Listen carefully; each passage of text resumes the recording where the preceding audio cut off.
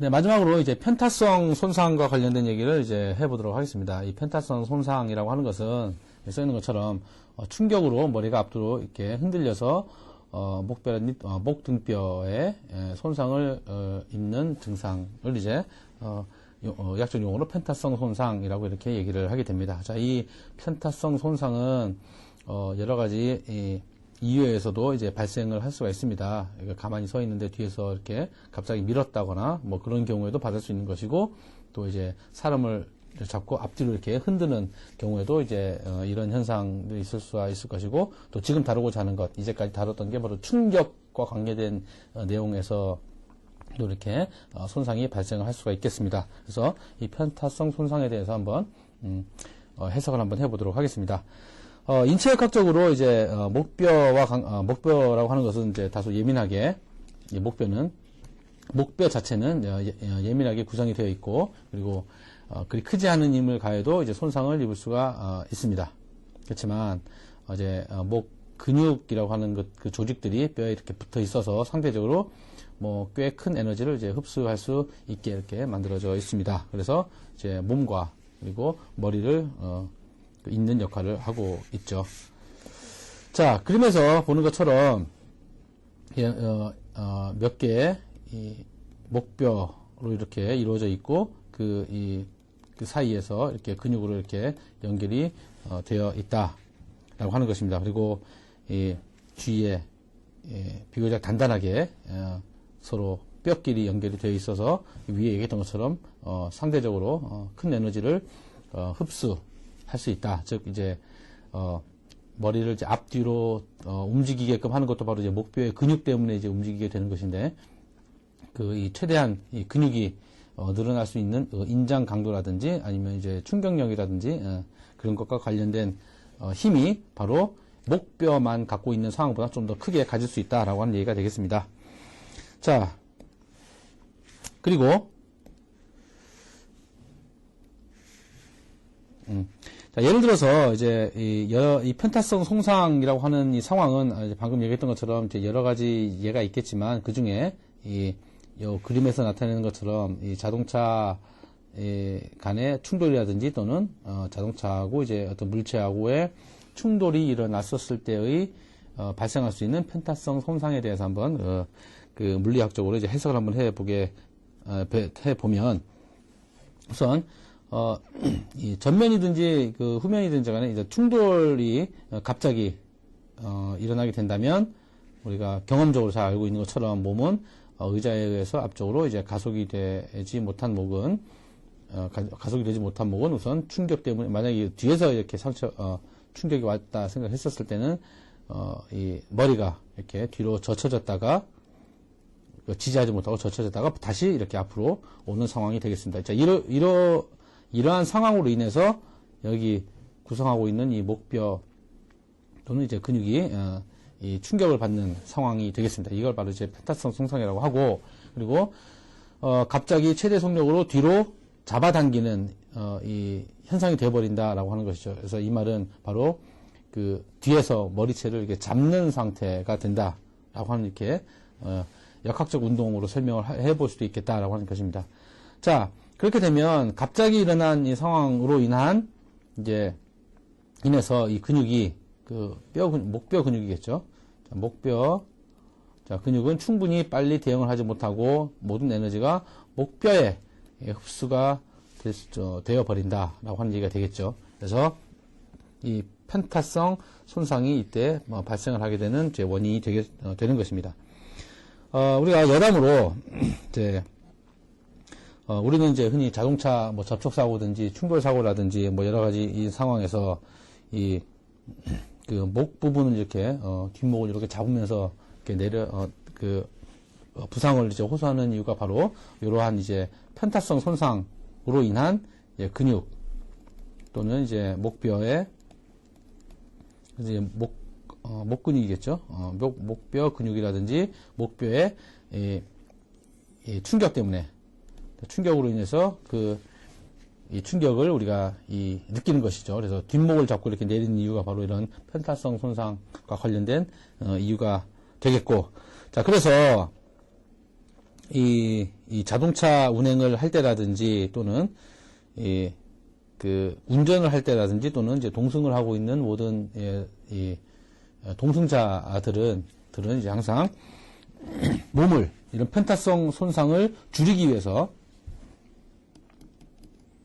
펜타성 손상을 최소화하기 위해서 우리는 여러 가지 그 얘기를 이렇게 하곤 합니다. 이거는 이제 몸을 의자에 붙인다 라고 하는 것이죠. 그래서 몸이 움직이는 이 몸이 바로 이 면에 바로 밀착이 되어서 동시에 이 충격 시간을 완화시키고 또 이제 충격력을 흡수시키 이렇게 되면 펜타성 손상을 줄일 수 있다라고 하는 것이고, 또 하나 운전자든지 운전자 옆에 이 보조석과에 있는 이 의자들, 다시 목받침이라고 그러죠. 이걸 목받침이라고 그러죠. 이 목받침의 위치를 바로 사람의 머리보다 목받침을 머리보다 높게 해주게 된다면 이렇게 뒤로 이게 뒤에서 충격으로 인해서 뒤로 젖혀지는 것을 최소화할 수 있어서 펜타성 손상을 이렇게 줄일 수 있는 한 방법이 되기 때문에 이 안전한 자동차 운행을 위해서라도 이 몸을 의자에 붙인다거나 또는 이제 이 목받침을 이 머리 위까지 이렇게 올리는 으로 인해서 부상을 최소화 해야 될 것이 되겠습니다.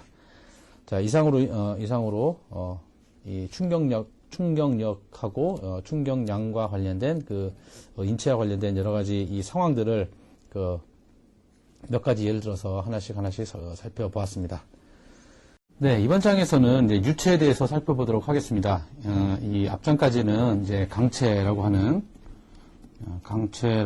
이제 이상적인 물체를 갖고 동력학적으로 이 운동을 설명을 해봤고, 그리고 이제 인체를 또한 이제 강체로 이제 다루고 이제 설명을 해보았습니다.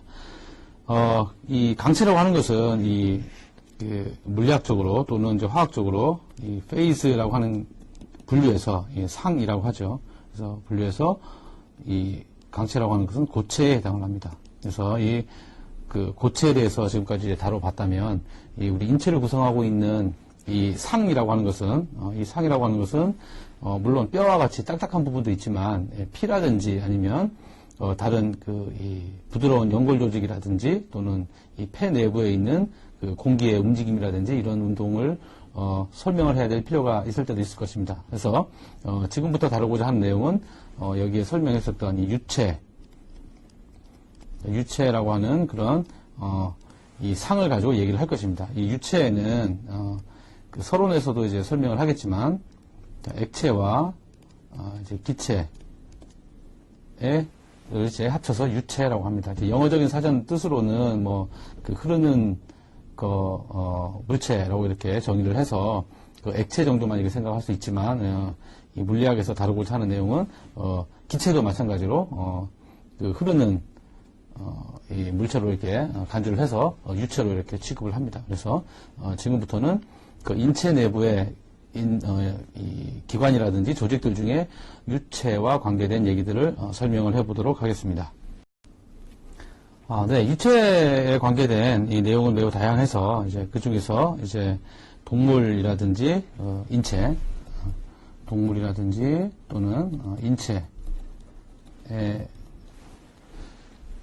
관련된 몇 가지에 대해서만 이제 설명을 하도록 할 것이고요. 그래서 대기 중에 있는 여러 가지 상황이라든지 물속의 흐름이라든지 이런 것과 관련된 거는 이제 우리 이 강좌에서는 이제 상황이 없을 것 같고요. 그래서 인체에서 발생될 수 있는 액체와 관계된 얘기들을 주로 설명을 하도록 하겠습니다.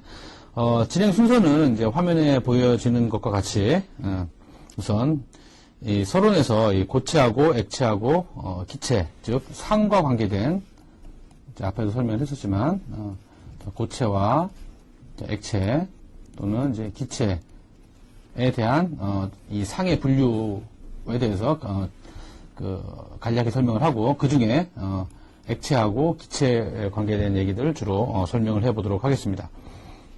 그리고 이 본장에서 유체라고 하는 상태라고 하는 것은 이제 이 물리적인 이 성질에서 자체가 가지고 있는 이 자체가 가지고 있는 자체가 보유하는 이 기본적인 물리량이라든지 또는 이제 화학량이라든지 이제 이런 것과 관련된 얘기를 주로 이제 하게 될 것이고 다음 회차에서 즉 이제 그 다음 배우게 될 그 장에 대해서는 이 유체가 실제로 움직임이 어떤 식으로 되는지 그래서 이 유체의 운동과 관련된 얘기를 유체의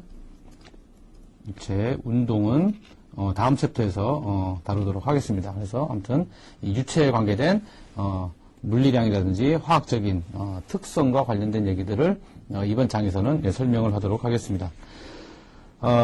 다음으로 이 가장 기본적인 유체의 이 물리량 중에 유체가 갖고 있는 그 힘과 이 압력에 대해서 설명을 하도록 할 것이고 이 힘은 주로 힘을 평가하는 데 있어서 이 여러 가지 이 단위가 사용이 되는데 그 중에 이 파스칼이라고 하는 것과 뭐 토르 뭐 여러 가지 그 압력과 관련된 여러 가지 단위가 있습니다. 그리고 이 유체를 결정짓는 중요한 이 원리가 있는데 그게 바로 파스칼 원리인데 그 파스칼의 원리에 대해서 설명을 하도록 하겠습니다. 그 내용에서 설명도 하겠지만 이 파스칼의 원리라고 하는 것은 이 중력장 안에서 마치 이 가속도의 법칙으로 알려져 있는 뉴턴의 가속도 법칙으로 알려져 있는 F는 ma와 똑같이 이 F는 ma와라고 하는 이런 이 지배적인 지배 법칙 과 동일하게 이 파스칼의 원리는 바로 유체에서의 지배 법칙이라고 생각을 해보면 될 것 같습니다. 자, 그리고 다음으로 이제 유체 골격과 관련된 얘기를 설명을 하도록 하겠습니다. 이 유체 이 골격이라고 하는 것은 이제 인체와 같이 이제 뼈와 근육에 의해서 움직인다라고 하는 것은 이제 앞장에서도 설명을 했었습니다. 네. 그런데 이와 달리 뼈라든지 아니면 근육이 없는 동물인 경우에 대해서는 어떻게 과연 이 움직임을 만들 것인지, 즉 움직임을 만든다는 이 얘기는 바로 힘을 어떻게 생성을 해서 어떻게 힘을 생성을 해서 바로 움직임을 하느냐, 움직이는지를 이제 알아보고자 하는 겁니다. 예를 들어서 지렁이와 같은 이 연체동물과 같은 경우는 뼈가 없음에도 불구하고 이렇게 땅속을 마음대로 표면이든 땅속을 마음대로 이제 움직이게 되는데 이거는 바로 이제 유체의 특성, 고유한 특성 때문에 이 움직임을 만들어낼 수 있다. 이 움직임은 물리학적으로 어떻게 해석을 하느냐면 힘이 근원이 어떤 곳이냐라고 하는 것을 이제 나타내고 그 힘의 근원을 한번 설명을 한번 해보도록 하겠습니다. 자, 그리고 이 5번, 6번, 7번에서 이 질량과 밀도라고 하는 이 물리량을 이해하기 위한 그 내용입니다. 이 세 가지 이 내용들은 바로 질량과 또는 이제 밀도라고 하는 이 물리량들을 이해하기 위한 내용으로서 이제 아르키메데스 원리 그리고 그 부력이라고 잘 알려져 있죠. 그래서 이제 그 부력 때문에 사실 그 뜨거나 가라앉거나 자 이런 상황이 발생을 하는데 그런 상황들은 바로 질량하고 밀도와 관계가 있는 것입니다. 그 물리적인 현상입니다. 그리고 이 물 속에 있는 이 물고기의 위로 가거나 이제 밑으로 가거나 하는 그런 상황들에 대해서도 한번 설명을 해보도록 하겠습니다. 이거는 왜 갑자기 물고기 얘기를 하느냐 하면 이 물고기는 바로 유체 속에서 움직이고 있는 유체 속에서 이제 물이라고 하는 그 액체라고 하는 그런 상을 갖고 있는 유체에서, 유체 내부에서 이 운동을 하기 위해서는 또 내부, 이 물고기 내부의 이 조직들은 또 어떻게 움직여야 되는지, 그리고 앞으로 전진하거나, 뭐, 뒤로 가거나, 뭐, 이런 것들은 어떤 작용 때문에, 움직임을 이제 만들어내는지를 이제 살펴보고자 하는 그 내용입니다. 자, 그리고 다음으로 이제 유체 특성과 관련된 이제 표면 장력에 관계된 그 설명을 해보도록 하겠습니다. 자, 이거는 서로 이 표면 장력으로 인해서 이 표면 장력과 관련된 얘기는 마치 그 중력장에서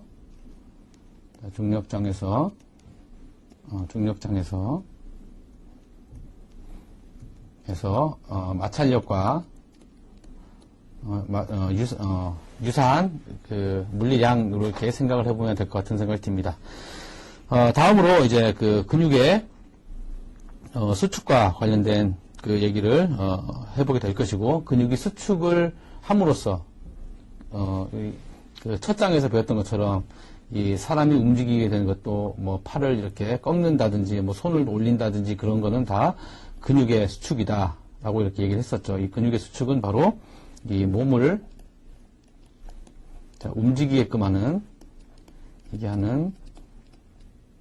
바로 역할을 하죠. 즉 이제 근육이 수축되고 이완되는 게 아니라 그냥 몸을 움직이기 위해서는 근육을 수축을 해야만 몸을 움직일 수 있다라고 하는 얘기를 했었습니다. 그래서 이 근육을 수축시키는 또 바로 근원은 또 뭐냐 그러면 요거에 대한 근원은 또 바로 뭐냐? 그래서 근육을 수축시킬 수 있는, 우리가 이 높이 있는 물건을 들어 올리면 팔을 뻗어야 되는데 그 팔을 뻗기 위해서 근육을 수축시켜야 되는데, 그러면 뇌에서부터 어떤 그 전기적 신호를 근육에다가 보내야 될 것이고, 자, 그 근육은 바로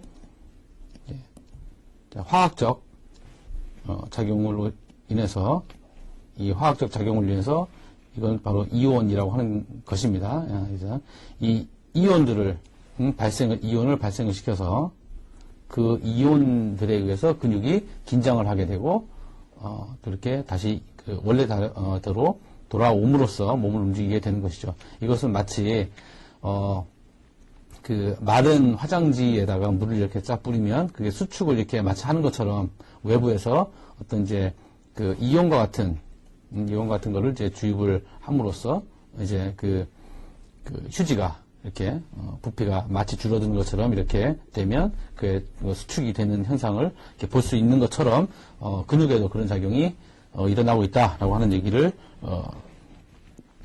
하도록 하겠습니다.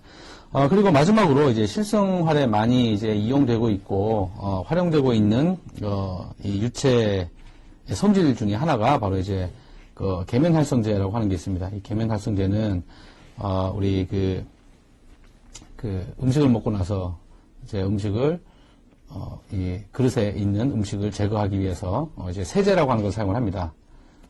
세제라고 하는 것을 사용을 하고, 또는 이제 뭐 비누라든지 뭐 여러 가지 사용을 하죠. 자, 여기 보면 이 성분을 자세히 한번 들여다보면 이제 계면활성제라고 하는 그런 이제 이 성분들이 많이 포함이 되어 있다는 것을 혹시 본 적이 있는지 모르겠지만 아무튼 이제 포함되어 있습니다. 자, 그러면 이 계면활성제는 어떤 원리로 해서 이 그릇에 묻어있는 또는 이 얼굴에 묻어있는 때나 아니면 뭐 여러 가지 먼지들을 떼어낼 수 있느냐라고 하는 게 바로 요 부분에서 다루고자 하는 내용이고요. 이 계면활성제는 우리 실생활에서 많이 이용되는 그런 그 유체의 대표적인 응용으로 이렇게 설명을 해볼 수가 있겠습니다. 앞서 이제 그 소개를 했던 것처럼 지금부터 다룰 내용은 바로 이제 유체입니다. 유체는 유체라고 하는 것입니다. 유체라고 하는 것이고, 설명했던 것처럼 이 유체인 경우는 액체와 기체가 있습니다. 액체와 기체가 있다. 이 액체와 기체라고 하는 것은 이제 생명과학에서 이제 아주 매우 이제 중요한 역할을 하고 있는 이제 물질입니다. 그래서 이 앞창에서 다뤘었던 이 고체, 고체라든지, 그다음에 고체 아까 그 얘기했던 것처럼 강체 와 관계된 그런 얘기들은 이제 바로 정력학에서 주로 중요하게 이제 결정짓는 얘기였다면 이 액체와 또는 이제 기체를 나타내는 이제 유체는 바로 이 생명과 관계된 이 영역에서 주로 사용되는 얘기가 되겠다라고 하는 것을 이제 알아두면 될 것 같습니다. 그리고 이 고체, 이 액체, 기체는 다 우리가 이전에 그 단계에서 다 교육을 받았던 것이고 또 대체적으로 알고 있는 내용이긴 하지만 간략하게 정리를 한번 해보도록 하겠습니다. 우선 이 고체와 액체와 기체는 바로 이 분자들의 결합하는 힘에 의해서 이 상들을, 요거를 이제 상이라고 아까 얘기를 했는데 이 상들을 분류를 할 수가 있겠습니다. 그래서 우선 이 고체에 대해서 먼저 생각을 해보면 이 옆에 이쪽에 있는 그림을 이제 참고하면 되겠습니다. 이 고체는 분자들이 강하게 결합되어 있어서 모양이라든지 또는 이제 일정한 크기를 갖게 된다라고 하는 것입니다. 반면에 이 액체는 바로 이제 일정한 형태를 유지하기에는 부족한 결합력이고, 그래서 그로 인해서 들어가는 용기에 따라서 있은 것처럼 용기에 따라서 그 모양이 달라지는 상태를 나타낸다고 이제 볼 수 있겠습니다. 이러한 현상들은 이제 아주 익숙하게 잘 알 수 있죠. 예를 들어 컵에다 넣으면 그 컵 모양이 될 것이고, 또는 봉지에다가 넣으면 그 봉지 모양이 될 것이고, 여러 가지로 이렇게 변형이 된다라고 이렇게 얘기를 하겠습니다. 자, 이 얘기는 똑같은 모양을 갖고 있는 컵에도 액체는 그 모양을 똑같이 담을 수 있지만, 모양대로 이렇게 될 수 있지만, 예를 들어 이 고체와 같은 이 물질들은 전체적으로 그 안에 들어갔다 하더라도 각각의 모양을 세부적으로 보면 다른 형태를 갖는다라고 하는 그런 뜻이 되겠습니다. 그러면 이제 왼쪽 그림을 잠시 보도록 하겠습니다. 우선 이 분자 구조는 바로 우리 H2O로 잘 알려져 있는 물을 갖고 한번 얘기를 해 보도록 하겠습니다. 그래서 이거는 이제 이 분자 모형은 바로 물의 분자 모형인데, 자, 모형입니다. 이 물 분자 모형은 잠시 설명을 해보자면, 한 개의 산소와 그다음에 이렇게 결합이 되어 있죠. 수소 두 개가 이렇게 약 104도 정도로 이렇게 각도를 갖고 이렇게 형성이 이루어져 있습니다. 그래서 여기 산소고 이렇게 수소가 이렇게 수소 결합을 하고 있죠. 그래서 먼저 고체 상태라고 하는 것은 이 맨 밑에 있는 상태처럼 각각이 또 여기 또 다른 그 산소하고 요거라면 예를 들어 이렇게 되어 있겠죠. 이렇게 산소가 이렇게 되어 있을 것이고, 이쪽으로 연결이 이렇게 되어 있을 것이고, 또 마찬가지로 여기서는 또 이렇게 또 연결이 되어 있을 것이고, 자, 이런 식으로 해서 서로 이렇게 가까운 거리로, 즉 요 거리와 서로 이렇게 잘 연결이 되어 있다라고 하는 상태가 바로 고체 상태입니다. 자, 고체 상태이고, 그리고 액체와 관계된 거는 바로 이러한 상태처럼 이 각각의 요게 하나의 물 분자라면 각각이 이렇게 근접한 거리에 이렇게 서로 되어 있는 상태를 그 액체 상태라고 이렇게 설명을 할 수가 있겠습니다. 그 중에 그리고 이제 그 기체인 경우는 보는 것처럼 이 일정한 특정한 공간에서 이 거리가 각각이 물 분자 사이의 거리가 상대적으로 많이 길어서 이렇게 비교적 자유롭게 물 분자 하나하나가 이렇게 자유롭게 움직일 수 있는 상황인 상을 기체상이라고 이렇게 얘기를 하게 됩니다. 자, 그 중에서 인체와 관계된 내용들은 주로 요 상황이 되겠다 이겁니다. 그래서 이거는 우리가 지금부터 다루고자 하는 그 인체 내부의 물리적 상황을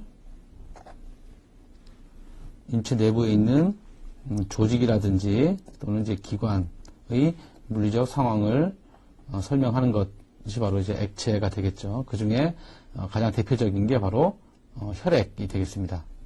그래서 이 혈액에 관계된 기본적인 얘기에서부터 그리고 이 혈액이 그 다음 장에서는 우리가 다음 배울 내용에서는 이 혈액이 어떻게 움직이고 혈액이 움직이는 속도가 어떻게 되고 이 속도가 변함에 따라서 인체에는 어떤 영향을 미치게 되는지에 관계된 임상적인 얘기까지 이렇게 쭉 설명을 해보도록 하겠습니다.